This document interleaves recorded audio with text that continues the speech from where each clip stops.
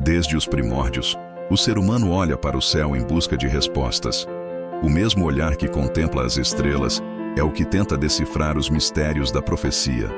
Há algo dentro de nós que sabe que a história não está completa, que há um propósito se desenrolando diante dos nossos olhos. E agora, mais do que nunca, as páginas da Bíblia parecem estar ganhando vida diante de nós. Os sinais se intensificam, as vozes proféticas ecoam, e o mundo caminha para um ponto de inflexão espiritual sem precedentes. Vivemos em uma geração que se acostumou à distração. Corremos atrás de tudo o que é passageiro e esquecemos do que é eterno. Mas a palavra de Deus nunca perde sua relevância. Ela não envelhece, não se cala, não perde o poder de confrontar e despertar. E o tema de hoje é um desses chamados que exigem atenção, não medo, mas discernimento. Porque o que está prestes a ser revelado não diz respeito apenas ao futuro distante, mas à condição espiritual que já domina o presente.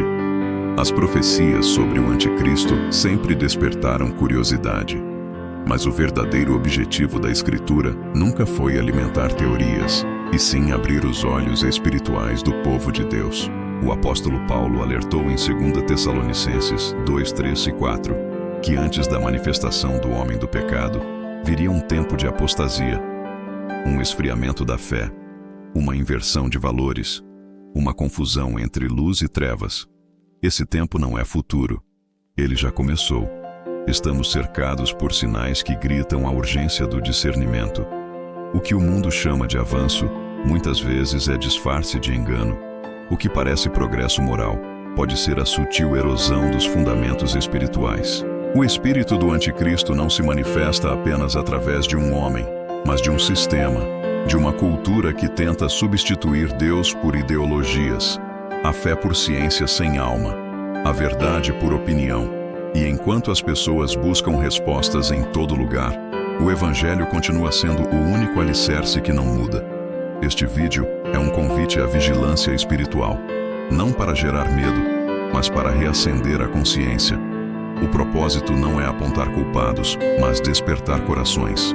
Porque a profecia não existe para assustar, mas para preparar. Jesus advertiu em Mateus 24 que falsos cristos e falsos profetas se levantariam e que muitos seriam enganados. Mas ele também prometeu que os que perseverassem até o fim seriam salvos. Essa é a promessa que sustenta toda a esperança. A vitória não está no poder do mundo, mas na fidelidade de Cristo. À medida que mergulharmos neste tema, você perceberá que o anticristo é apenas o espelho sombrio de uma humanidade que se afastou do Criador. Mas ao mesmo tempo, cada sinal do engano é também um lembrete da proximidade da redenção. Porque quanto mais as trevas se adensam, mais a luz de Cristo se torna visível. Este é o tempo de despertar, de abrir os olhos, de fortalecer a fé. Prepare-se para uma jornada que vai além do medo, uma jornada de revelação. Porque entender o anticristo não é apenas descobrir o inimigo, mas compreender o poder da verdade que o vence. E essa verdade tem nome: Jesus Cristo, o Cordeiro de Deus, aquele que venceu o mundo e prometeu voltar para restaurar todas as coisas. Vivemos em uma era onde a informação é abundante, mas a verdade se tornou escassa. Nunca a humanidade teve tanto acesso ao conhecimento e, ao mesmo tempo, nunca esteve tão perdida espiritualmente. O que antes era claramente certo ou errado, agora se tornou relativo. O bem e o mal se misturam em discursos atraentes, e o engano assume a forma de sabedoria. Essa é a essência da confusão espiritual. Um cenário profético descrito na Bíblia como o prenúncio do tempo do anticristo. Em 2 Timóteo 4:3-4, o apóstolo Paulo alertou: pois virá tempo em que não suportarão a sã doutrina, pelo contrário, cercar-se-ão de mestres segundo as suas próprias cobiças, como que sentindo coceira nos ouvidos, e se recusarão a dar ouvidos à verdade, entregando-se às fábulas. Essa profecia se cumpre todos os dias. A voz da verdade está sendo abafada por uma multidão que prefere mensagens convenientes em vez de palavras transformadoras. O anticristo opera no terreno da distorção, e sua arma mais eficaz não é o ódio, mas o disfarce. O engano é sofisticado. Ele não chega de forma grotesca, mas sedutora. Ele se veste de luz, fala de amor, usa a linguagem da inclusão, mas nega a essência do Evangelho, o arrependimento. A Bíblia o chama de o mistério da iniquidade, uma operação espiritual que engana pela aparência de bem. É assim que o espírito do anticristo se infiltra nas culturas, nas instituições e até mesmo nas consciências. Ele transforma a fé em espetáculo, a adoração em entretenimento e a devoção em rotina vazia. O mundo moderno está sendo preparado para aceitar qualquer verdade, desde que ela não seja absoluta. Mas a verdade de Cristo é imutável, e é isso que incomoda. O anticristo não precisa apagar a fé, ele só precisa relativizá-la. Ele sabe que uma fé diluída é mais perigosa do que a ausência de fé. Por isso, seu propósito é transformar a convicção em dúvida, a santidade em moral flexível, a obediência em opinião. E o mais assustador é que tudo isso acontece de forma sutil, quase imperceptível. A confusão espiritual é o solo onde o engano floresce. As pessoas se sentem iluminadas, mas estão cegas. Sentem-se livres, mas estão presas a um sistema que controla pensamentos, comportamentos e crenças. O Apocalipse chama isso de a embriaguez da Babilônia. Um estado em que o homem pensa estar no controle, enquanto na verdade está sendo conduzido por forças que ele não compreende. Essa Babilônia moderna não é uma cidade física, mas uma mentalidade global, uma cultura que coloca o homem no centro e Deus nas margens. Em meio a esse cenário, o papel do cristão é discernir. Discernir o que vem de Deus e o que vem do engano. Jesus disse em Mateus 24:24 que até os eleitos poderiam ser enganados, se possível. Essa advertência não é exagero, é um chamado à vigilância espiritual. O engano se disfarça de verdade, o falso se mistura com o santo, e o resultado é uma geração que perdeu o senso do sagrado. Mas mesmo no meio da confusão, há uma luz que nunca se apaga.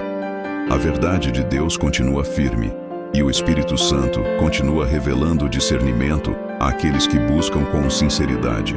Enquanto o mundo se perde em debates, Deus está separando os que têm ouvidos para ouvir. É tempo de despertar da distração e voltar-se para a palavra. Porque quem conhece a verdade não será confundido pelo engano. O anticristo opera na escuridão da ignorância, mas a revelação de Cristo ilumina o coração com entendimento. A confusão é o campo do inimigo, mas a sabedoria é a fortaleza dos filhos de Deus. E toda vez que você escolhe crer na verdade em meio ao caos, você declara guerra contra o espírito do engano. Essa é a era da confusão espiritual, mas também é o tempo do despertar dos discernidores. E se o engano está crescendo, é porque a revelação da verdade está próxima. Porque quanto mais as trevas se levantam, mais forte brilha a luz dos que permanecem firmes na palavra. Toda rebelião começa dentro do coração. Antes que qualquer império se levante contra Deus, primeiro nasce uma semente de orgulho que tenta usurpar o lugar do Criador. Foi assim desde o princípio. O mal não surgiu como um caos descontrolado, mas como uma ambição disfarçada de luz. A raiz do espírito do anticristo nasceu muito antes da humanidade. Nasceu na queda de Lúcifer. Aquele que um dia fora chamado Estrela da Manhã, transformou a própria adoração em vanglória, e o céu se tornou palco da primeira rebelião da história. Em Isaías 14:13-14 está escrito: Tu dizias no teu coração, eu subirei ao céu, acima das estrelas de Deus exaltarei o meu trono, serei semelhante ao Altíssimo. Esse foi o início de tudo, o orgulho espiritual, a tentativa de tomar para si o que pertence apenas a Deus.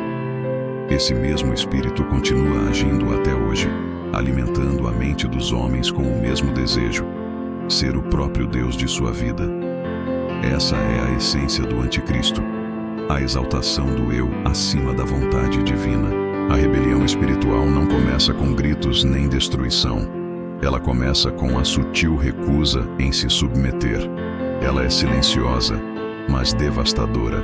Assim como Lúcifer enganou 1/3 dos anjos, O espírito do anticristo engana corações com promessas de liberdade que na verdade são correntes.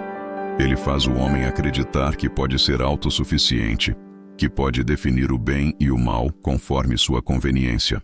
E assim, pouco a pouco, o trono de Deus no coração humano é substituído pela idolatria do próprio ego. Essa é a raiz da apostasia que Paulo mencionou, a recusa em reconhecer a autoridade espiritual. É o que transforma a fé em filosofia e a devoção em debate. O anticristo não precisa eliminar Deus. Ele só precisa convencê-lo a ser uma opção entre tantas. Essa é a estratégia mais sutil do engano. Fazer com que o homem viva como se Deus existisse, mas sem permitir que ele reine. O orgulho cria uma fé sem entrega, uma adoração sem reverência e um evangelho sem cruz. Em Ezequiel 28:17, Deus disse a respeito de Lúcifer: elevou-se o teu coração por causa da tua formosura, corrompeste a tua sabedoria por causa do teu resplendor. O mesmo acontece com nossa geração. O brilho do conhecimento humano ofuscou o temor do Senhor. As conquistas tecnológicas substituíram a busca pela sabedoria espiritual. O homem moderno se sente invencível, e é exatamente nesse ponto que o orgulho o prepara para a queda. O anticristo é a personificação desse orgulho. Ele será o símbolo máximo da autossuficiência humana, do desprezo pela verdade e da exaltação do poder terreno. Sua ascensão será recebida com aplausos, porque o mundo o verá como solução, não como ameaça. E é isso que torna o engano tão perigoso. Ele virá revestido de carisma, inteligência e aparente compaixão. Mas por trás dessa aparência estará o mesmo espírito que um dia disse: serei semelhante ao Altíssimo. A queda de Lúcifer foi instantânea, mas o seu sistema de pensamento continua ativo. Ele não pode mais subir ao céu, então tenta reinar nos corações. Ele tenta reproduzir o mesmo erro no homem: o desejo de governar sem Deus, de viver sem submissão, de decidir sem direção. O orgulho é o trono do anticristo dentro da alma humana. Por isso a batalha contra esse espírito começa dentro de cada um de nós. Antes de reconhecer o anticristo no mundo, é preciso vencer o anticristo interior, aquele que se levanta contra a obediência, contra a humildade e contra a dependência de Deus. Quando a Bíblia diz que o mistério da iniquidade já opera, ela fala exatamente disso. Uma força que age dentro da humanidade, preparando o terreno para a rebelião final. Mas há uma verdade eterna. O orgulho sempre precede a queda, e a humildade sempre precede a vitória. Jesus, sendo Deus, se humilhou até a morte e foi exaltado sobre todo nome. O anticristo se exaltará até o trono e será derrubado. Essa é a diferença entre os dois reinos. Um se ergue pela soberba e cai na destruição. O outro se curva em obediência e reina para sempre. O maior sinal de discernimento espiritual é reconhecer que toda exaltação sem Deus é uma queda disfarçada. O coração orgulhoso pode parecer forte, mas é frágil diante da verdade. A humildade, por outro lado, é a armadura do espírito. Ela protege, liberta e revela o verdadeiro poder, aquele que não vem do trono do homem, mas do trono do Cordeiro. Desde o início da história, a humanidade busca um líder que traga ordem em meio ao caos, esperança em tempos de crise e segurança em meio à incerteza. Essa busca, porém, é o terreno onde se manifestará o maior engano de todos: o aparecimento do homem do pecado, o anticristo. Ele não virá como um inimigo declarado da fé, mas como um salvador aparente. Sua presença será tão convincente que multidões se curvarão diante dele acreditando estar diante de uma nova era de paz e justiça. Mas por trás da aparência carismática e do discurso humanista, se esconde o maior adversário da verdade que o mundo já conheceu. Em 2 Tessalonicenses 2:3-4, o apóstolo Paulo descreve este personagem com clareza. E se manifeste o homem do pecado, o filho da perdição, o qual se opõe e se levanta contra tudo o que se chama Deus ou se adora, de sorte que se assentará como Deus, no templo de Deus, querendo parecer Deus. Esse versículo é o retrato espiritual do anticristo. Ele não busca destruir a fé pela força, mas corrompê-la pela imitação. Ele se apresentará como um Messias alternativo, como aquele que unifica, cura divisões e promete paz, mas uma paz construída sobre a renúncia da verdade. O anticristo não será apenas um indivíduo, mas o ápice de um sistema que já opera silenciosamente. Ele será a encarnação de tudo o que o mundo deseja: poder sem moral, fé sem obediência, prosperidade sem cruz. Sua ascensão será o resultado de uma geração cansada de absolutos, faminta por estabilidade e disposta a entregar sua liberdade em troca de conforto. Ele surgirá quando a humanidade estiver desesperada por direção e será recebido como a resposta de todos os problemas. Um líder global, unificador, com soluções práticas e um discurso sedutor. Apocalipse 13 descreve 2 símbolos: a besta que sobe do mar e a besta que sobe da terra. O primeiro representa o poder político e o segundo o engano religioso. Juntos formam o sistema do anticristo, controle e adoração. Ele usará tanto a força quanto a fé corrompida para dominar. O anticristo não virá impondo medo, ele conquistará pela admiração. Seu domínio começará na mente antes de se estabelecer nos sistemas. Ele será a personificação da religião sem arrependimento e da espiritualidade sem Deus. É importante entender que o engano do anticristo não é apenas teológico, é emocional, psicológico e cultural. Ele manipulará as emoções coletivas, explorará o medo das pessoas e oferecerá soluções imediatas para problemas complexos. Falará de paz, mas será um instrumento de destruição. Proporá união, mas sob a condição de renunciar a qualquer verdade que divida. Sua maior estratégia será transformar a fé em algo negociável, adaptável e inofensiva. Jesus, em João 5,43, alertou: Eu vim em nome de meu Pai, e não me aceitais. Se outro vier em seu próprio nome, a esse aceitareis. Essa é a base espiritual para a aceitação do anticristo. A humanidade rejeitará o Cristo verdadeiro, mas aplaudirá aquele que imita sua imagem sem carregar a cruz. É o triunfo da aparência sobre a essência, da emoção sobre a verdade, da razão humana sobre a revelação divina. O anticristo representará o auge da rebelião humana e a síntese de todos os impérios que tentaram substituir Deus. Babilônia, Roma, impérios antigos, todos foram prefigurações desse mesmo espírito. Ele será a culminação de séculos de resistência ao Senhor, e sua aparição marcará o início do juízo final sobre o sistema do engano. Mas mesmo diante de tanto poder, ele será apenas um instrumento temporário, um eco do orgulho original de Lúcifer, destinado à derrota diante do Cristo glorificado. A profecia não foi escrita para gerar medo, mas para alertar. O anticristo pode enganar multidões, mas não pode enganar os que têm o Espírito de Deus. Aqueles que permanecem firmes na palavra reconhecerão sua falsidade, porque o discernimento espiritual é a luz que revela o impostor. A Bíblia diz, em 1 João 2,18, Já é a última hora, e como ouvistes que vem o anticristo, também agora muitos anticristos têm surgido. Ou seja, o sistema dele já opera, moldando mentalidades e treinando corações para aceitar o falso. A pergunta não é se o anticristo virá, mas se o mundo já está preparado para recebê-lo. A idolatria do eu, o relativismo moral e a rejeição da verdade são o prelúdio de sua ascensão. Mas há uma boa notícia: aquele que está em Cristo não precisa temer, porque o mesmo Jesus que revelou o engano também garantiu a vitória. O poder do anticristo será grande, mas o poder do Cordeiro é eterno. E quando o Filho do Homem voltar, todo joelho se dobrará e toda língua confessará que só Ele é Senhor. O anticristo não surge de um vazio. Ele é o produto de um sistema cuidadosamente construído, um sistema que molda mentes, controla comportamentos e dita valores. A Bíblia o chama de o mundo, não apenas como um lugar físico, mas como uma estrutura espiritual que se opõe a Deus. Em 1 João 5,19 está escrito: Sabemos que somos de Deus e que o mundo inteiro jaz no maligno.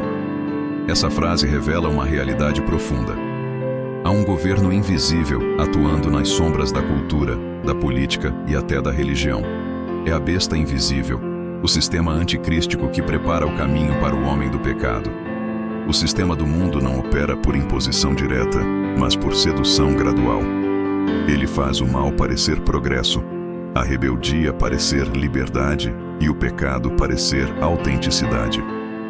É uma engrenagem espiritual que transforma o erro em norma e o sagrado em motivo de zombaria.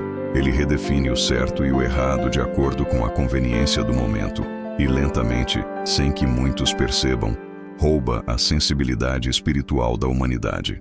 Esse sistema é inteligente, sofisticado e profundamente espiritual.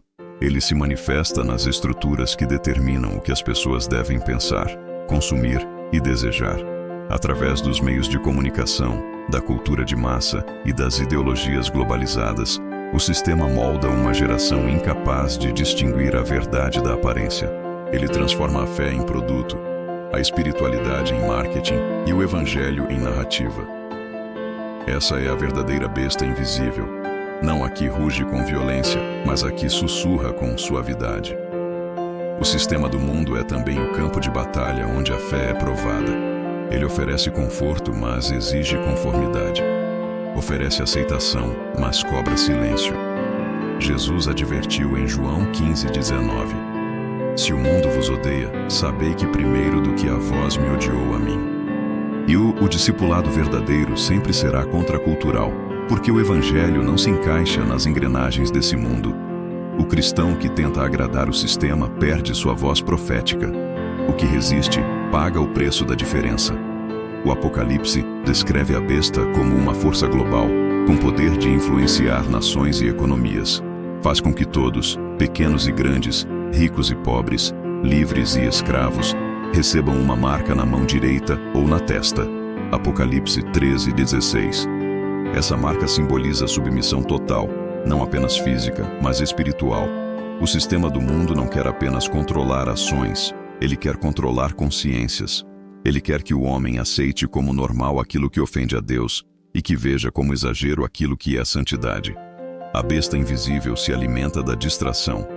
Enquanto o homem corre atrás de sucesso, prazer e status, o sistema vai moldando sua mente para a conformidade. Ele ensina que tudo é relativo, que não existe verdade absoluta, que cada um pode criar sua própria moral. Essa é a religião do anticristo. A fé na humanidade sem Deus. O culto ao eu disfarçado de liberdade. E é por isso que Jesus disse: o que adianta ao homem ganhar o mundo inteiro e perder a sua alma? Marcos 8:36. O sistema do mundo tem aparência de ordem, mas é um império de caos espiritual. Ele promete paz, mas produz confusão. Promete unidade, mas gera dependência.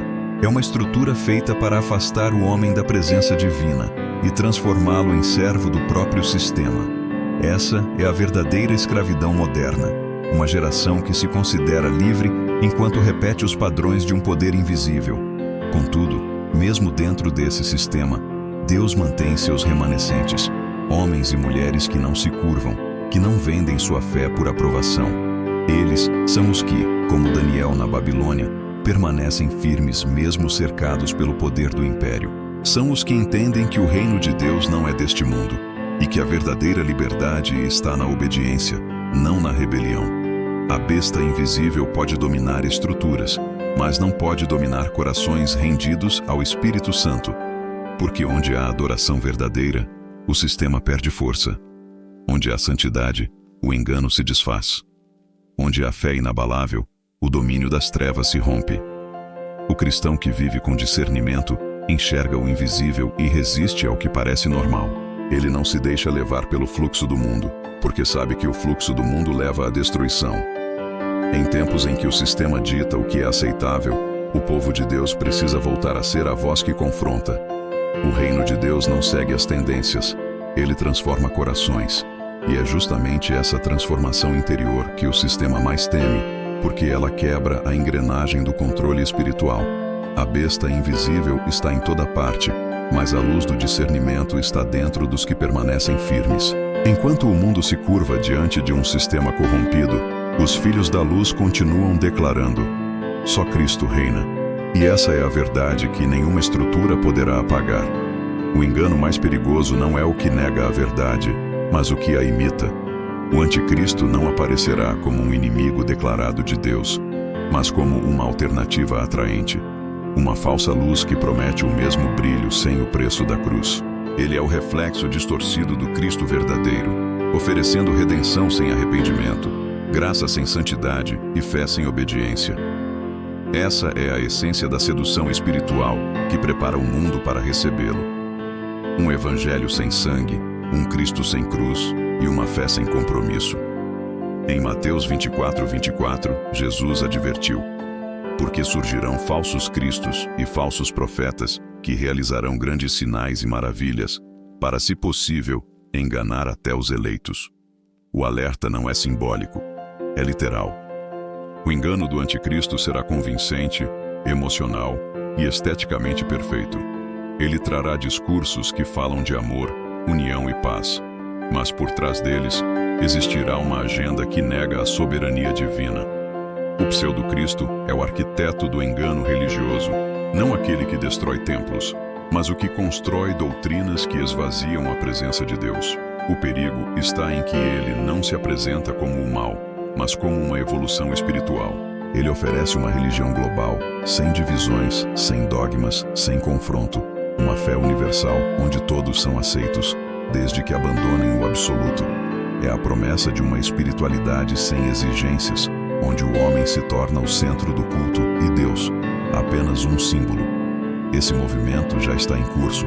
O mundo está sedento por harmonia, mas rejeita a verdade que gera transformação. É nesse vácuo espiritual que o pseudo-cristo prospera.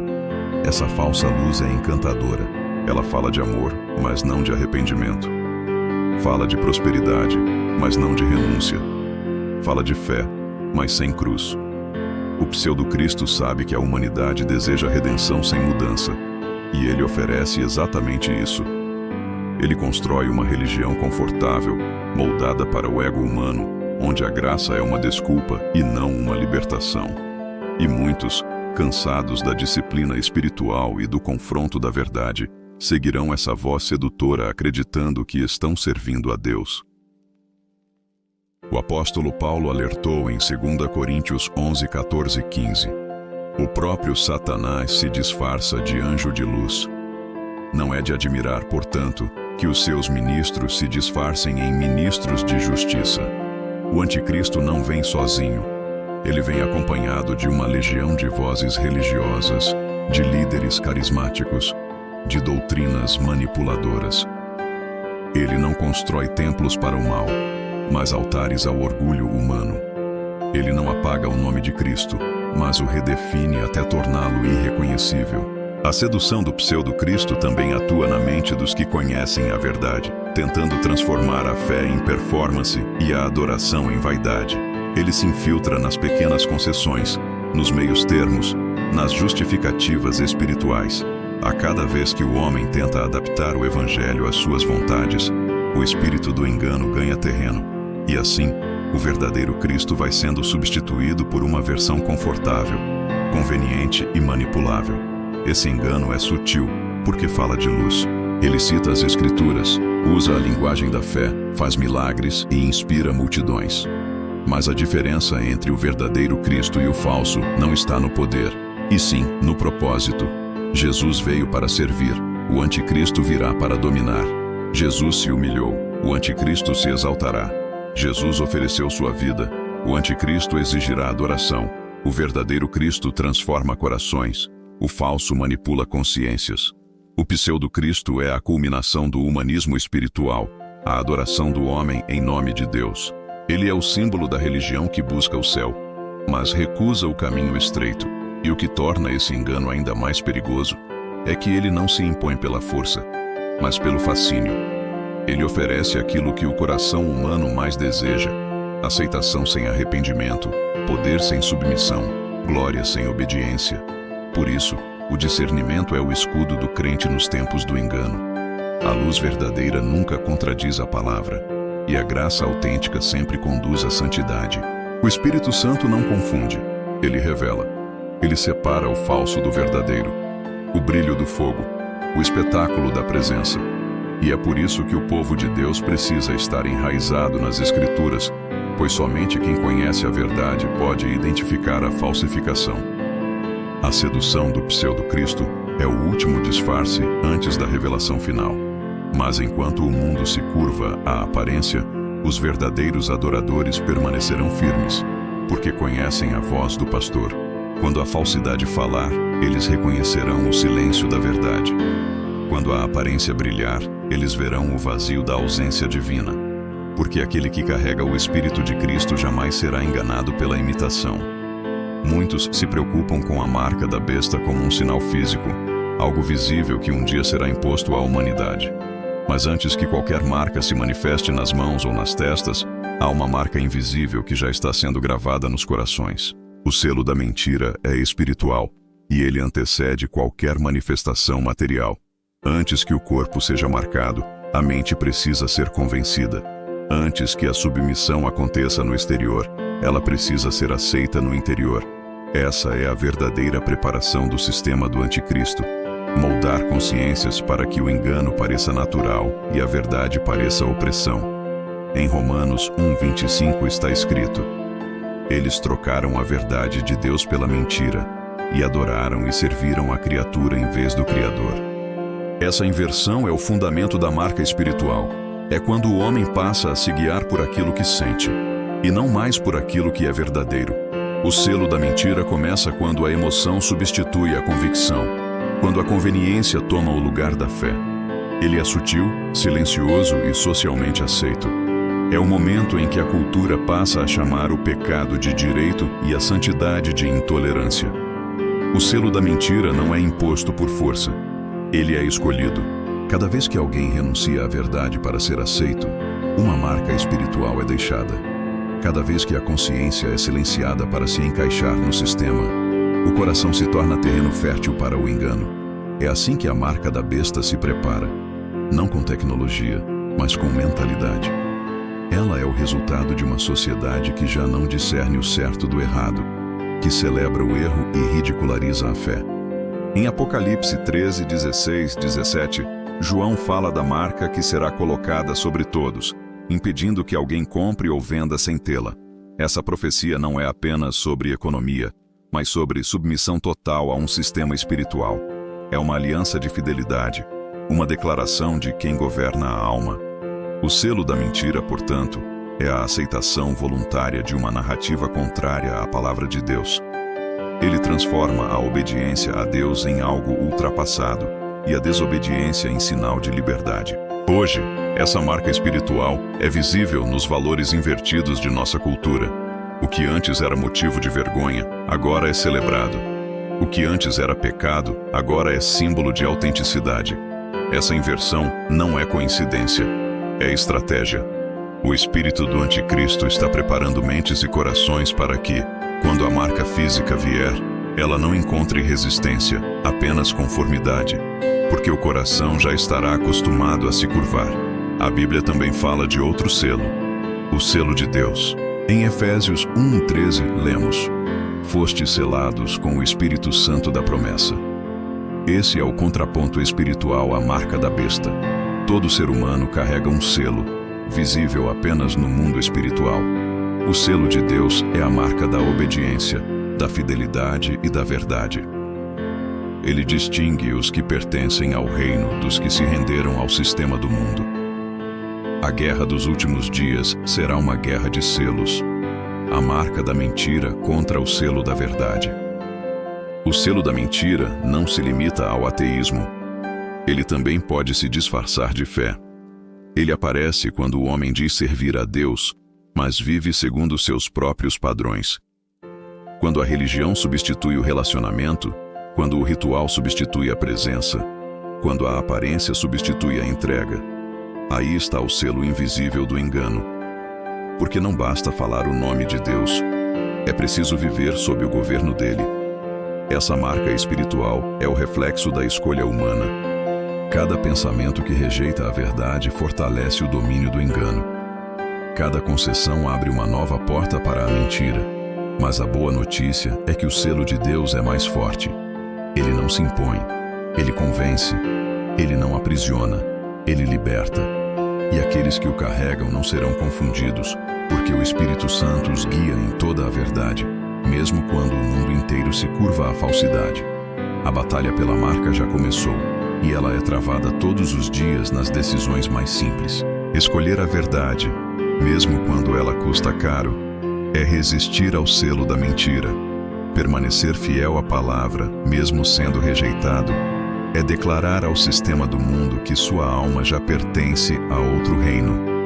O selo da mentira tenta calar a voz de Deus, mas o selo do Espírito Santo faz essa voz ecoar dentro de nós com ainda mais força. No fim, não será a tecnologia que determinará a quem pertencemos, mas a fidelidade, porque o que está em jogo não é um código na pele, mas a lealdade do coração. E os que forem fiéis até o fim, esses serão reconhecidos pelo próprio Cristo como seus. A maior guerra do fim dos tempos não será travada com armas ou exércitos, mas com palavras e ideias. É uma guerra silenciosa, mas devastadora, a batalha pela verdade.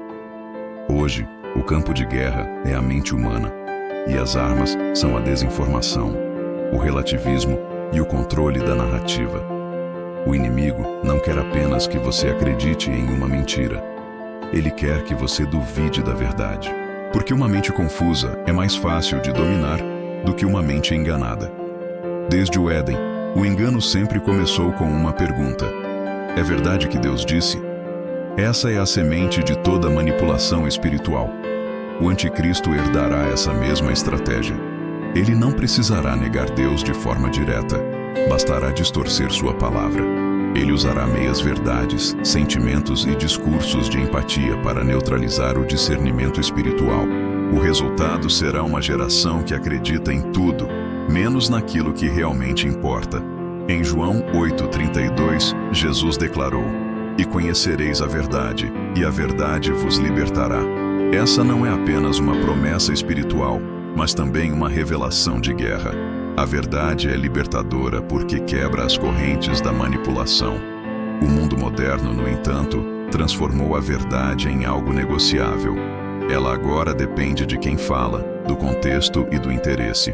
Vivemos o tempo das narrativas, onde o que importa não é o que é real, mas o que convence. Essa distorção é a base do controle espiritual que prepara o terreno para o anticristo. O sistema do mundo sabe que a verdade não pode ser destruída, então ele tenta enfraquecê-la pela multiplicação de vozes. Ele cria tantas versões, tantas opiniões, tantas interpretações, que o homem comum desiste de buscar a essência. É a tática da confusão. Quando tudo parece verdade, nada é verdade. E assim, enquanto o povo de Deus discute detalhes, o inimigo toma o território da consciência. A manipulação espiritual é sutil. Ela mistura linguagem religiosa com conceitos humanos, emoção com doutrina, amor com permissividade. Ela cria uma fé emocionalmente agradável, mas espiritualmente vazia. Paulo alertou em Colossenses 2:8: "Tende cuidado para que ninguém vos faça presa sua por meio de filosofias e vãs sutilezas, segundo a tradição dos homens, segundo os rudimentos do mundo e não segundo Cristo." Essa advertência é profética para o nosso tempo. A manipulação moderna se apresenta como sabedoria, mas é rebelião travestida de luz. A fé verdadeira, por outro lado, é resistência espiritual. Crer em meio à manipulação é um ato de coragem. Manter a fidelidade à palavra, quando todos dizem o contrário, é uma forma de batalha. A verdade não precisa ser reinventada, ela precisa ser vivida. Quando o mundo tenta moldar nossa fé à sua lógica, o cristão precisa permanecer firme na revelação divina, ainda que seja ridicularizado, ainda que pareça antiquado. A fidelidade à verdade é o maior ato de rebeldia contra o sistema das trevas. Mas há algo ainda mais profundo nessa guerra: a manipulação emocional. O inimigo usa a dor, o medo e o desejo de pertencimento como armas. Ele cria discursos que exploram fragilidades e transformam carência em cativeiro. Ele sabe que o homem ferido busca consolo e oferece consolo sem conversão. É assim que o engano se perpetua, alimentando a emoção e sufocando o discernimento. O anticristo será mestre nessa arte. Falará de amor, justiça e paz, mas seu objetivo será a rendição espiritual da humanidade. A verdade, porém, é indestrutível. Mesmo quando é silenciada, ela ecoa. Mesmo quando é perseguida, ela prevalece. O próprio Cristo disse em João 14,6: Eu sou o caminho, a verdade e a vida. Isso significa que a verdade não é uma ideia, é uma pessoa. Seguir a verdade é seguir Jesus. Resistir ao engano é manter comunhão com Ele. O anticristo manipulará informações, mas nunca poderá tocar o coração, que está firmado na presença do Espírito Santo. Hoje, a batalha pela verdade acontece em cada decisão, em cada pensamento, em cada escolha moral. O que consumimos, o que repetimos, o que defendemos, tudo é parte dessa guerra invisível. Por isso, a Bíblia chama o povo de Deus a renovar a mente. Romanos 12:2, porque a mente renovada é impenetrável à manipulação. O inimigo pode controlar sistemas, mas não pode dominar um coração cheio da palavra. O Espírito Santo é o antídoto contra o engano, e a oração é o escudo contra a manipulação. O cristão que ora e discerne se torna perigoso para o inferno, porque ele não se deixa guiar pelo ruído do mundo, mas pela voz que fala em silêncio. Essa é a guerra final. Fé contra a manipulação. E no fim, não vencerá quem grita mais alto, mas quem permanece de pé na verdade. Porque a mentira pode confundir por um tempo, mas a verdade reina para sempre.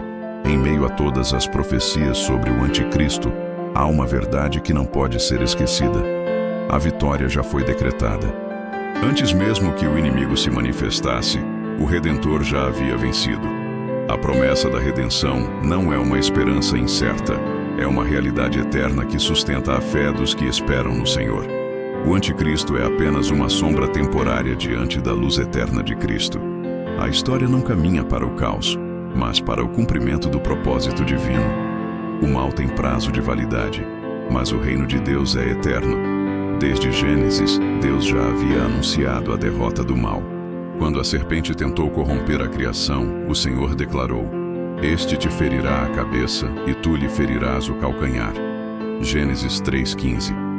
Essa foi a primeira promessa messiânica, o anúncio de que um dia o descendente da mulher esmagaria definitivamente a cabeça da serpente. Essa profecia não é apenas sobre um evento futuro, mas sobre a obra consumada de Cristo. Na cruz, Jesus não apenas perdoou pecados, ele desarmou principados e potestades, triunfando sobre eles. O anticristo, portanto, já nasce derrotado. A Bíblia não apresenta o fim dos tempos como uma tragédia, mas como uma revelação. O Apocalipse não é o fim da esperança, é o início da restauração. Em Apocalipse 19, João descreve o momento glorioso em que o céu se abre e o Cristo vitorioso surge montado em um cavalo branco, com olhos como chama de fogo e na cabeça muitos diademas. Seu nome é fiel e verdadeiro, e ele julga e peleja com justiça. Essa não é uma metáfora, é a proclamação da supremacia do Cordeiro sobre todas as forças do mal. Enquanto o sistema do anticristo se levanta, o plano da redenção continua avançando. Cada alma salva, cada coração transformado, cada vida restaurada é uma lembrança de que o inferno não prevalece contra a igreja. O próprio Jesus declarou: As portas do inferno não prevalecerão contra ela. Mateus 16:18. Isso significa que o reino de Deus não é reativo, ele é ofensivo. A luz não se esconde das trevas, ela as expulsa. E por mais que o mal pareça dominar, há uma promessa que ecoa através dos séculos. Cristo voltará, e toda mentira será calada diante da verdade eterna. A vitória do Redentor não depende das circunstâncias. Ela é espiritual e absoluta. Mesmo quando parece que o mal está vencendo, o plano de Deus está se cumprindo com perfeição. A cruz é a prova disso. Enquanto o inferno celebrava a morte do Filho, o céu preparava a ressurreição.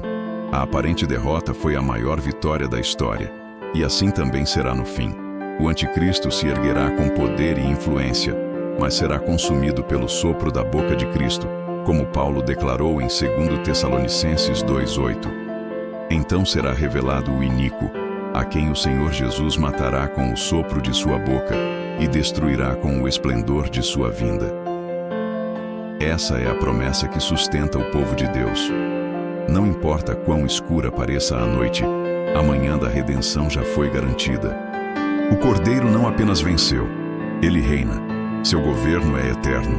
Sua justiça é perfeita e sua glória é inabalável. O anticristo será o clímax da rebelião humana, mas Cristo é o clímax da redenção divina. Um tentará usurpar o trono, o outro reinará para sempre. Essa promessa não é apenas uma profecia distante, é uma realidade que começa dentro de cada crente. A vitória de Cristo não é apenas futura, ela é presente. Cada vez que você resiste ao engano, cada vez que escolhe a verdade, cada vez que perdoa em vez de odiar, o reino de Deus se manifesta em você.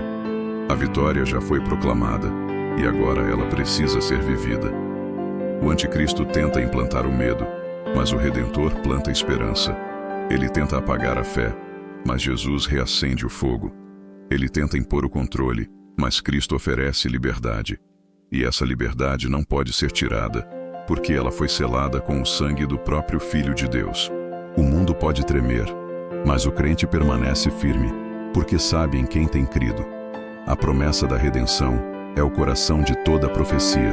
Não é o terror do juízo que sustenta o justo, mas a certeza da vitória.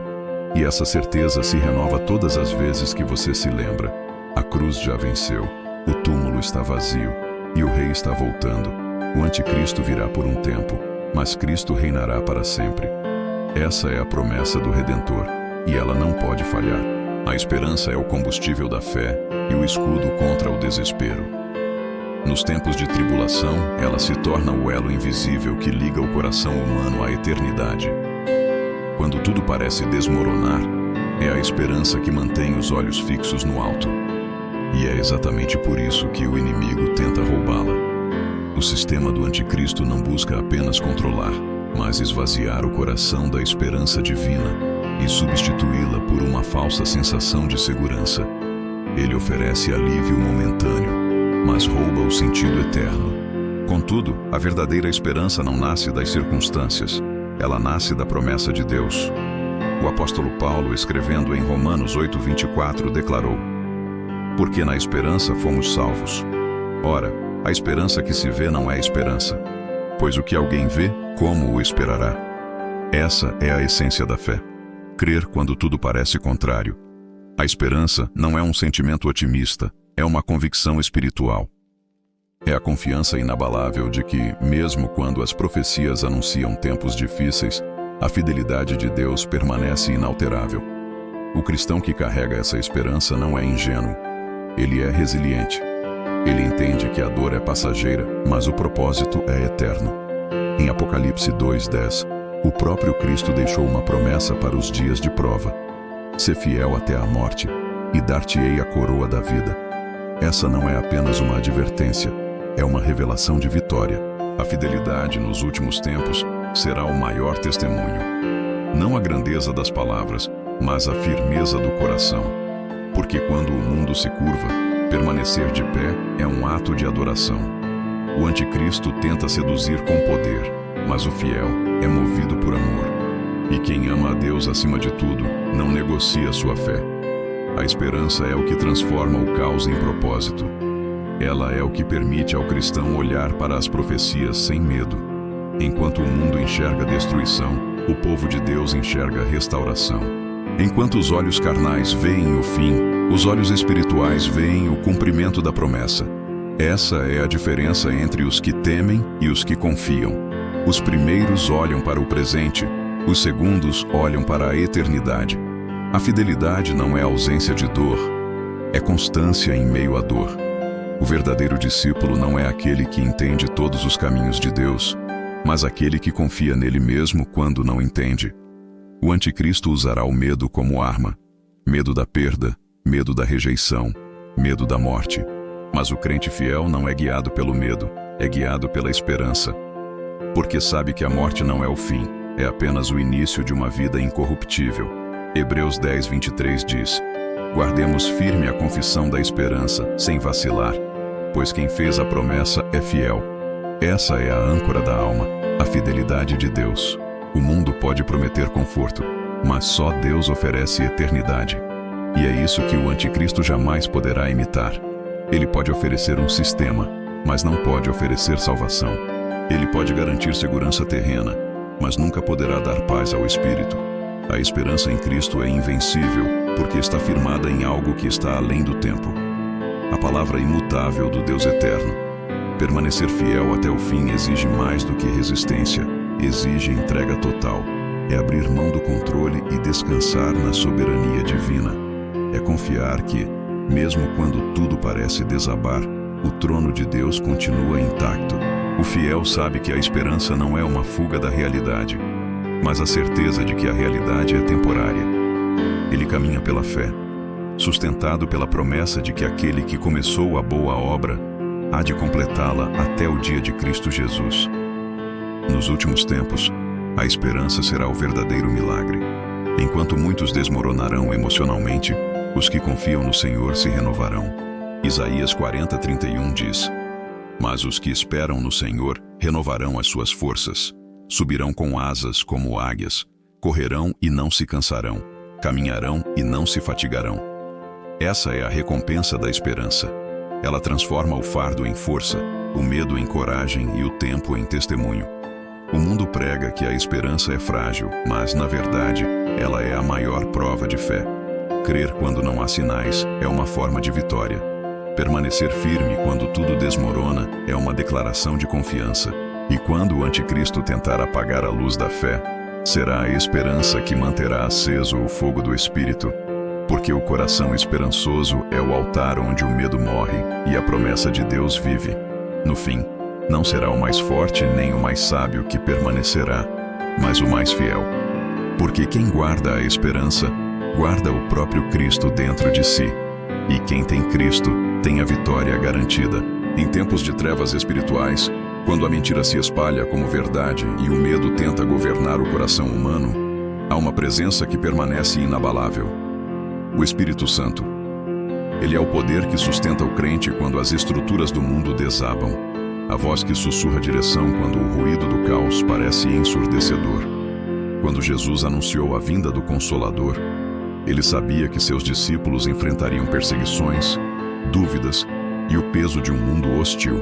Por isso, em João 14:16-17, prometeu: E eu rogarei ao Pai, e ele vos dará outro Consolador, para que fique convosco para sempre, o Espírito da verdade, que o mundo não pode receber, porque não o vê, nem o conhece. O Espírito Santo não é apenas uma força celestial, é uma pessoa viva, presente e atuante. Ele é o próprio Deus habitando dentro do homem, guiando, fortalecendo e revelando a verdade. Enquanto o anticristo busca controlar as massas pelo medo e pelo engano, o Espírito Santo capacita os filhos de Deus com discernimento e coragem. Ele é a resistência divina contra o domínio das trevas. Em um mundo em que tudo é manipulação, ele é a voz pura da verdade. Nos tempos finais, o Espírito Santo não apenas confortará, ele despertará. Ele levantará homens e mulheres comuns com coragem sobrenatural. Aqueles que pareciam invisíveis se tornarão faróis espirituais em meio à escuridão. Porque o Espírito não escolhe os mais fortes, mas os mais dispostos. Ele enche o humilde, exalta o quebrantado e dá sabedoria aos simples. É por isso que o sistema do mundo jamais poderá dominar totalmente os que têm o Espírito de Deus. Porque o poder do Espírito é o único que não pode ser corrompido. Atos 1:8 declara: Mas recebereis poder ao descer sobre vós o Espírito Santo, e sereis minhas testemunhas. Essa palavra não foi dita apenas aos discípulos do passado, mas à igreja de todos os tempos. O poder do Espírito não é uma emoção, é uma missão. Ele não vem apenas para consolar, mas para comissionar. O Espírito Santo é a resposta divina para o medo humano. E ele é quem fará o povo de Deus permanecer firme quando o mundo estiver desmoronando. O anticristo pode governar sistemas, mas jamais poderá tocar aquele que está cheio do Espírito. Porque o Espírito Santo é o selo de propriedade divina, a marca da promessa que garante que pertencemos ao reino eterno. Efésios 4:30 adverte: Não entristeçais o Espírito Santo de Deus, no qual fostes selados para o dia da redenção. Esse selo é o sinal de que, por mais que o mundo mude, nossa identidade espiritual permanece intacta. Nos tempos de tribulação, O Espírito será o consolo invisível dos fiéis. Ele será o guia silencioso que instruirá, quando não houver mais voz humana para ensinar. Ele será a força que sustentará aqueles que perderem tudo por amor a Cristo. Ele é o mesmo Espírito que esteve com Estevão quando ele olhou para o céu e viu a glória de Deus. O mesmo Espírito que deu coragem a Paulo na prisão e que ainda hoje visita corações quebrados com uma paz que o mundo não pode entender. A força do Espírito Santo não se mede em milagres visíveis, mas na constância dos que permanecem em pé quando todos caem. Ele é o poder que transforma o medo em fé, a fraqueza em força, o desespero em esperança. Ele não remove a dor, mas a ressignifica. Ele não impede a luta, mas garante a vitória. O Espírito Santo é o fôlego do próprio Deus sustentando seus filhos enquanto o mundo prende a respiração em meio ao caos. Enquanto o anticristo promete liberdade e entrega escravidão, o Espírito Santo oferece rendição e entrega libertação. Essa é a diferença entre o engano e a verdade. O primeiro domina, o segundo transforma. O Espírito não impõe, ele convida. Ele não manipula, ele convence. Ele não prende, ele liberta. Por isso a presença do Espírito é o maior sinal de resistência espiritual que o povo de Deus pode carregar. E mesmo quando o mundo tentar apagar toda a esperança, o Espírito continuará agindo. Nos desertos, nas cavernas, nas casas secretas de oração, ele continuará guiando a igreja como fez no início, com poder, pureza e propósito. Porque o Espírito não é refém da história. Ele é o autor do propósito divino. E quando o anticristo levantar seu império, o Espírito Santo levantará uma geração cheia de glória, que não se dobrará diante de sistema algum. O Espírito Santo é o sopro do céu em meio à tribulação. Ele é a força invisível que fará o povo de Deus vencer o medo, resistir ao engano e permanecer fiel até o fim. E enquanto houver um coração que o busque, a chama da presença de Deus jamais se apagará. Todo império construído sobre a mentira carrega dentro de si a semente da própria destruição. O sistema do anticristo, por mais poderoso que pareça, não escapará ao juízo divino. Deus é paciente, mas nunca indiferente. Ele observa os movimentos da história com olhos eternos, permitindo que o mal se revele completamente antes de ser derrotado. E quando o tempo do julgamento chegar, o enganador cairá, não pela força humana, mas pelo sopro da boca de Cristo, como está escrito em 2 Tessalonicenses 2:8. Então será revelado o iníquo, a quem o Senhor Jesus matará com o sopro da sua boca e destruirá com o esplendor da sua vinda. O julgamento de Deus não é vingança, é justiça perfeita. Ele não age por raiva, mas por santidade.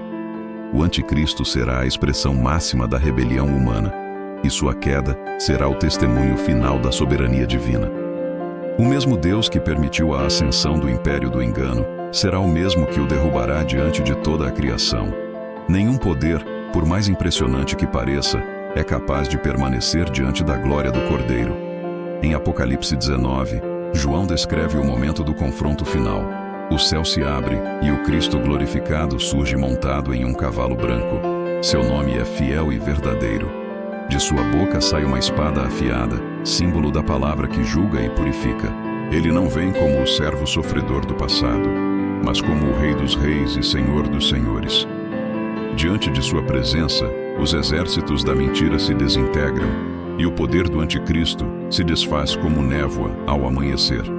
O mesmo Cristo que foi rejeitado será agora exaltado diante de todos os povos e nações.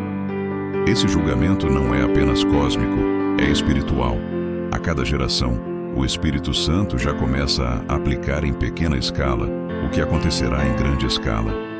Toda vez que o engano é exposto, toda vez que a verdade vence uma mentira, o julgamento de Deus já está em ação. O juízo final será apenas o clímax de um processo que já começou. E o anticristo, com todo o seu sistema de manipulação, será lançado no abismo junto com o falso profeta. A vitória do Cordeiro será absoluta e incontestável. O anticristo será a encarnação do orgulho, e o julgamento será a revelação da humildade vitoriosa. Assim como Lúcifer caiu do céu ao tentar se igualar ao Altíssimo, O filho da perdição cairá diante daquele que é o Verbo de Deus. A história humana se dobrará diante da eternidade, e toda língua confessará que Jesus Cristo é o Senhor. O juízo divino não é apenas um evento futuro, ele é a restauração da ordem original. Tudo o que foi corrompido será purificado. Tudo o que foi ferido será curado. O trono do anticristo será de ferro, mas o trono de Deus é de justiça. A diferença está na origem. O primeiro se sustenta pelo medo, o segundo pelo amor. O julgamento não virá para destruir a criação, mas para libertá-la da corrupção. Como está escrito em Romanos 8:21, a própria criação será libertada do cativeiro da corrupção, para a liberdade da glória dos filhos de Deus. Essa libertação é o verdadeiro propósito do juízo. A vitória da verdade sobre o engano, da luz sobre as trevas, do reino eterno sobre o domínio passageiro. Quando o enganador cair, o silêncio tomará conta do mundo. Os que o seguiram perceberão que foram seduzidos por promessas vazias. As coroas humanas se dissolverão, as vozes do poder se calarão, e apenas uma voz ecoará sobre toda a criação: está consumado. O mesmo Cristo que venceu o inferno com amor vencerá o império do engano com verdade. Sua glória não precisará de exércitos, bastará sua presença. Mas o julgamento divino também será um chamado à escolha. Antes que esse dia chegue, Deus oferece ao mundo a oportunidade de arrependimento. O mesmo Jesus que julgará é o mesmo que agora intercede. Ele não deseja que ninguém pereça, mas que todos cheguem ao conhecimento da verdade. A justiça de Deus não é imposta, é revelada. E cada alma decidirá se quer estar do lado da verdade ou do lado do engano. A queda do enganador é inevitável, mas a decisão humana ainda é livre. Deus não busca espectadores, busca participantes da redenção.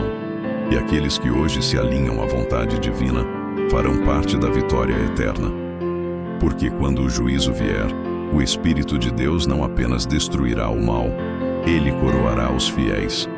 O julgamento não será o fim, mas o início de um novo governo, um novo céu e uma nova terra onde a justiça habita. O enganador cairá, mas o Cordeiro permanecerá para sempre. Essa é a promessa. E é por isso que, mesmo diante das profecias mais sombrias, o coração do justo não teme, porque ele sabe que, quando o trono do engano ruir, o trono da verdade continuará de pé, e sobre ele reinará eternamente o Cristo vitorioso. Depois de todo o conflito, depois da queda do anticristo e do juízo das nações, o plano eterno de Deus chegará ao seu clímax, a redenção final. Tudo o que foi corrompido pelo pecado será restaurado, e tudo o que foi perdido será devolvido em glória. João descreveu essa cena em Apocalipse 21:1-4. E vi um novo céu e uma nova terra, porque já o primeiro céu e a primeira terra passaram, e o mar já não existe. E eu, João, vi a santa cidade, a nova Jerusalém, que de Deus descia do céu, adereçada como uma esposa ataviada para o seu marido. E ouvi uma grande voz do céu que dizia: Eis aqui o tabernáculo de Deus com os homens, pois com eles habitará. E eles serão o seu povo, e o mesmo Deus estará com eles, e será o seu Deus. E Deus limpará de seus olhos toda lágrima. Essas palavras não são poesia simbólica, são o retrato da vitória definitiva do amor de Deus. A redenção não é apenas o perdão do pecado, é a restauração completa da criação à sua pureza original. Tudo o que começou no Éden será refeito, mas agora de forma incorruptível. A terra não mais gemerá, o tempo não mais ferirá, a dor não mais existirá. Esse é o destino dos que permaneceram fiéis. Viver eternamente na presença do Criador, onde não há mais separação, culpa ou medo. A nova criação não será uma fuga deste mundo, mas a transformação dele. O mesmo Deus que disse, haja luz, no início, dirá novamente: Eis que faço novas todas as coisas. A redenção final é o recomeço da história, onde o trono do Cordeiro estará no centro e o amor de Deus será a única lei. Não haverá mais noite, porque a glória do Senhor será a luz que ilumina tudo. O pecado terá deixado de existir, e a santidade será o ar que todos respiram. O anticristo e o sistema das trevas desaparecerão como sombras diante do sol nascente. A humanidade, redimida pelo sangue de Cristo, finalmente viverá o propósito para o qual foi criada: habitar com Deus em perfeita comunhão. O tempo da rebelião chegará ao fim, e o reino do amor começará para sempre. Essa é a recompensa da fidelidade, não riquezas, não poder, mas a própria presença de Deus. A redenção final é também o consolo de todas as lágrimas. Cada perda será restaurada, cada ferida será curada, cada dor será transformada em testemunho. O que o inimigo destruiu, Deus reconstruirá com glória maior. Como o profeta Isaías declarou: porque eis que crio novos céus e nova terra, e não haverá lembrança das coisas passadas, nem mais se recordarão. Isaías 65:17. Isso significa que até a memória da dor será apagada. A eternidade não será apenas infinita, será pura, limpa, livre. A nova terra será o lar da justiça. Não haverá mais corrupção, mentira ou engano. A verdade não será mais disputada, será absoluta. O amor não será mais condicionado, será total. A adoração não será mais um ato religioso, mas a respiração da existência. Tudo o que há de bom, puro e eterno será restaurado e multiplicado. A criação deixará de gemer, porque o Criador voltará a habitar entre os homens. A promessa da redenção final é o coração de toda a profecia. É por isso que o cristão não teme o futuro, ele o espera. A esperança do crente não está em escapar da terra, mas em ver a terra transformada pela glória de Deus. Quando João viu a Nova Jerusalém descendo do céu, ele entendeu que o plano de Deus nunca foi abandonar o mundo, mas redimi-lo. E é essa verdade que sustenta o coração dos fiéis. O mal é temporário, mas a redenção é eterna. A eternidade será o lar dos que escolheram permanecer fiéis em meio à guerra. Aqueles que resistiram ao sistema do mundo, que não se curvaram à idolatria, que guardaram a fé, mesmo quando ninguém mais acreditava, esses verão o Rei face a face. Eles ouvirão a voz que dirá: bem-vindo, servo bom e fiel. E nesse instante, toda dor perderá sentido, toda espera será recompensada, e toda lágrima se transformará em alegria eterna. Essa é a redenção final. O reencontro entre o Criador e a criação, o fechamento perfeito da história, o triunfo definitivo do amor sobre o pecado. O anticristo será a lembrança apagada, e Cristo será tudo em todos. E então, pela primeira vez desde o Éden, o homem viverá plenamente o propósito para o qual foi feito: glorificar a Deus e desfrutar dele para sempre. Depois de todo o conflito, depois da queda do anticristo e do juízo das nações, o plano eterno de Deus chegará ao seu clímax: a redenção final. Tudo o que foi corrompido pelo pecado será restaurado, e tudo o que foi perdido será devolvido em glória. João descreveu essa cena em Apocalipse 21:1-4. E vi um novo céu e uma nova terra, porque já o primeiro céu e a primeira terra passaram, e o mar já não existe. E eu, João, vi a santa cidade, a nova Jerusalém, que de Deus descia do céu, adereçada como uma esposa ataviada para o seu marido.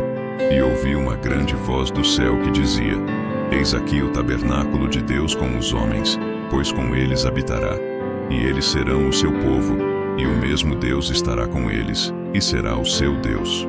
E Deus limpará de seus olhos toda lágrima. Essas palavras não são poesia simbólica, são o retrato da vitória definitiva do amor de Deus. A redenção não é apenas o perdão do pecado, é a restauração completa da criação à sua pureza original. Tudo o que começou no Éden será refeito, mas agora de forma incorruptível. A terra não mais gemerá, o tempo não mais ferirá, a dor não mais existirá. Esse é o destino dos que permaneceram fiéis: viver eternamente na presença do Criador, onde não há mais separação, culpa ou medo. A nova criação não será uma fuga deste mundo, mas a transformação dele. O mesmo Deus que disse: haja luz no início, dirá novamente: eis que faço novas todas as coisas. A redenção final é o recomeço da história, onde o trono do Cordeiro estará no centro e o amor de Deus será a única lei. Não haverá mais noite, porque a glória do Senhor será a luz que ilumina tudo. O pecado terá deixado de existir, e a santidade será o ar que todos respiram. O anticristo e o sistema das trevas desaparecerão como sombras diante do sol nascente. A humanidade, redimida pelo sangue de Cristo, finalmente viverá o propósito para o qual foi criada: habitar com Deus em perfeita comunhão.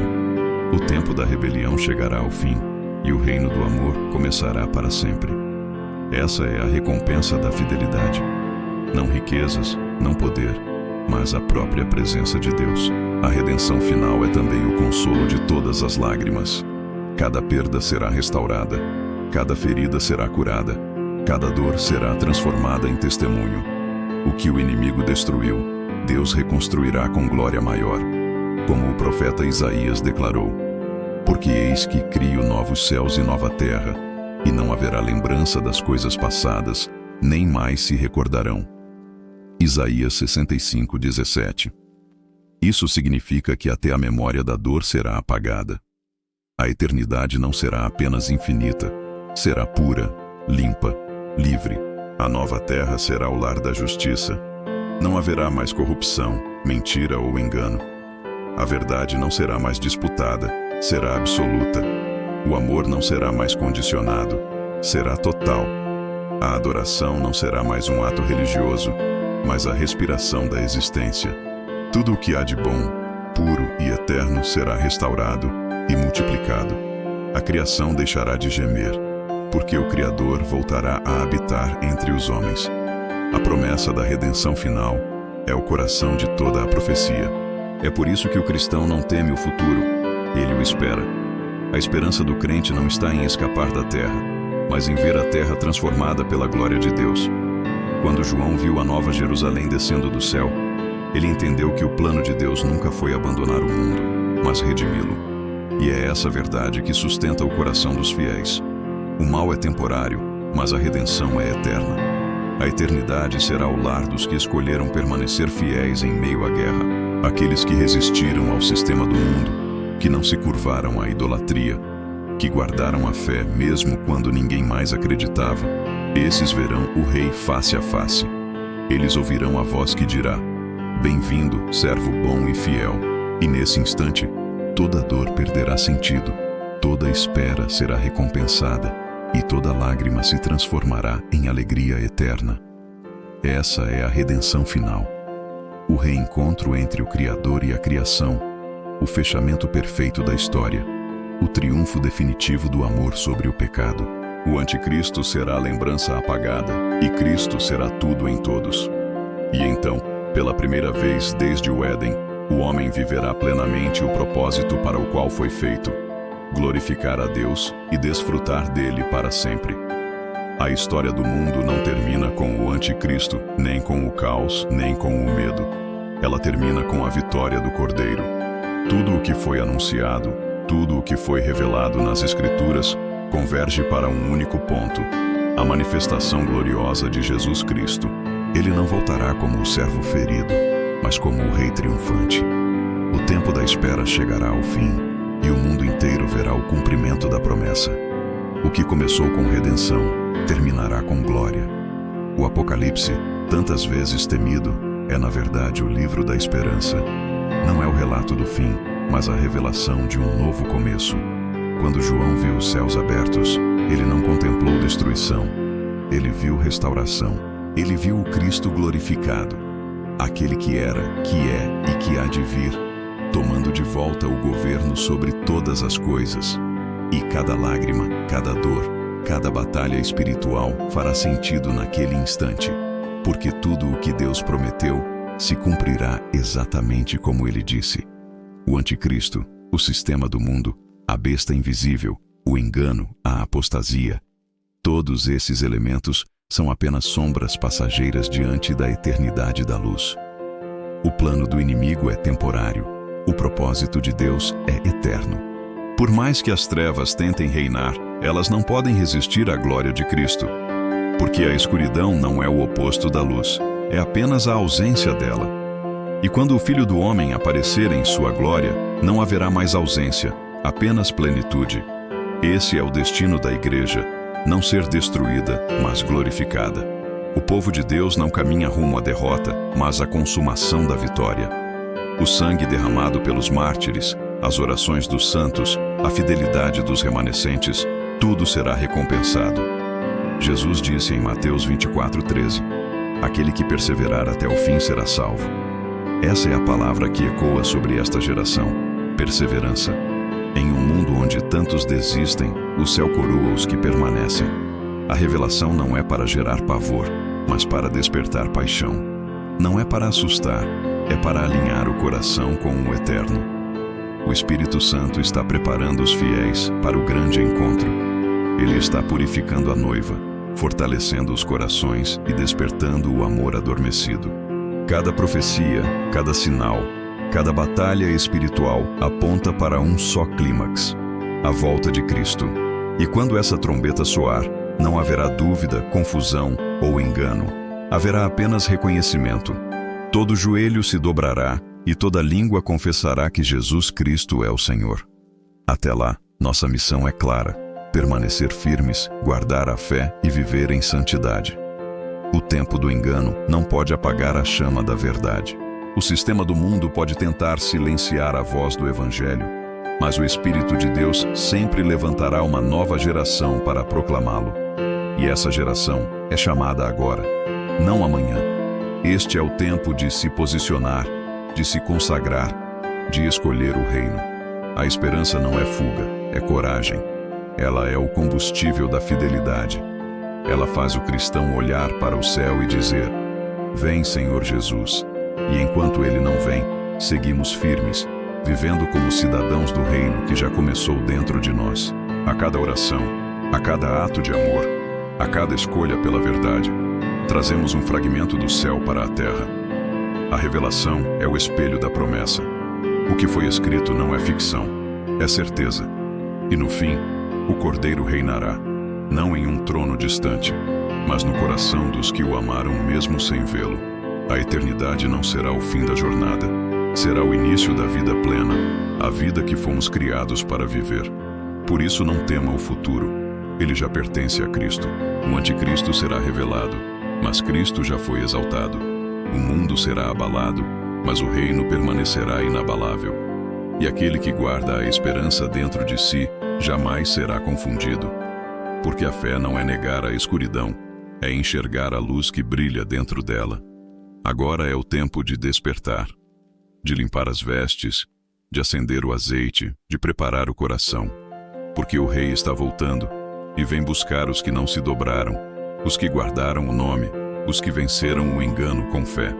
Quando os céus se abrirem e a glória encher a terra, o tempo deixará de existir e a eternidade começará.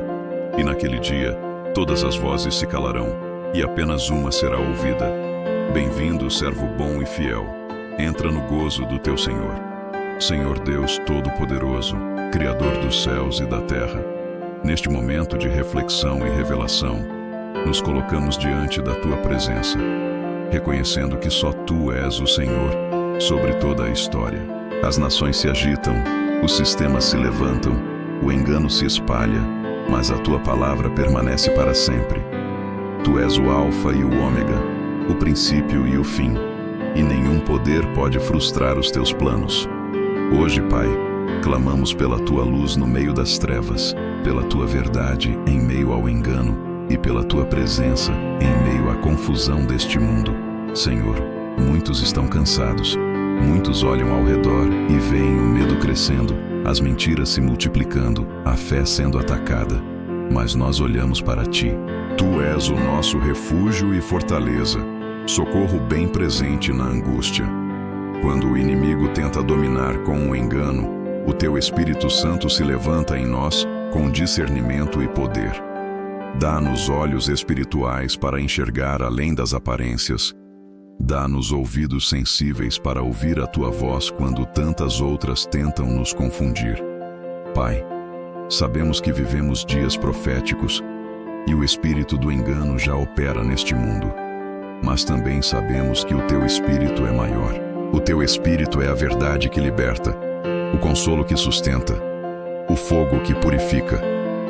Enche-nos novamente, Senhor. Batiza-nos com o teu Espírito Santo e com fogo. Restaura em nós a coragem de permanecer fiéis quando o mundo se curva. Ensina-nos a resistir não com violência, mas com santidade. Não com ódio, mas com amor. Não com medo, mas com fé. Ó Deus eterno, assim como Daniel foi firme na Babilônia, dá-nos firmeza em meio a esta geração que tenta nos moldar ao seu sistema. Assim como Elias permaneceu fiel diante dos falsos profetas, dá-nos a ousadia de proclamar que só o Senhor é Deus. Assim como João, o discípulo amado, teve a visão do Apocalipse e não se desesperou, mas adorou, ensina-nos a olhar para o futuro não com pavor, mas com esperança. Senhor Jesus, Tu és o Cordeiro que venceu, Tu és o Rei que voltará, e nós, Teus servos, Te esperamos com o coração purificado. Livra-nos do engano do anticristo, da sedução do pecado, da apatia espiritual. Guarda as nossas mentes com o capacete da salvação, nossos corações com o escudo da fé e nossas palavras com a espada do Espírito, que é a Tua palavra. Faz-nos permanecer inabaláveis, mesmo quando tudo ao redor desmorona. Clamamos agora por cada família que ouve esta oração, que o Teu Espírito visite cada lar, cada coração aflito, cada mente confusa. Que a Tua presença traga clareza onde há dúvida, paz onde há desespero, restauração onde há destruição. Que nenhuma força do mal prevaleça contra aqueles que confiam em Ti. Que a luz do Teu rosto brilhe sobre cada casa, e que o Teu nome seja exaltado sobre toda dor, toda doença e toda crise. Senhor, renova a nossa esperança. Lembra-nos que o fim não é derrota, mas cumprimento da promessa. Que enquanto o mundo se curva diante do medo, nós nos prostremos diante da Tua glória. Que enquanto o engano domina corações, a Tua verdade domine os nossos. Que, enquanto o anticristo prepara o seu reino, o Teu Espírito prepare a Tua igreja, pura, vigilante e cheia do azeite da fé. Que sejamos a geração que permanece firme, que ama a verdade, que resiste ao sistema e que espera o Rei com o coração desperto. Que o Teu nome seja santificado em nós, que a Tua vontade se cumpra em nós, que o Teu reino venha sobre nós, e quando os céus se abrirem e o som da trombeta ecoar sobre toda a terra, possamos ouvir a Tua voz dizendo: Vinde, benditos de meu Pai, possuí por herança o reino que vos está preparado desde a fundação do mundo. Até esse dia, Senhor, sustentados pela Tua graça e pela força do Teu Espírito, permaneceremos fiéis. Porque o Teu amor é maior do que qualquer tribulação, e a Tua promessa é mais forte do que qualquer engano. Em nome de Jesus Cristo, o Rei dos Reis e Senhor dos Senhores, oramos e declaramos: Teu é o reino, o poder e a glória para sempre. Amém.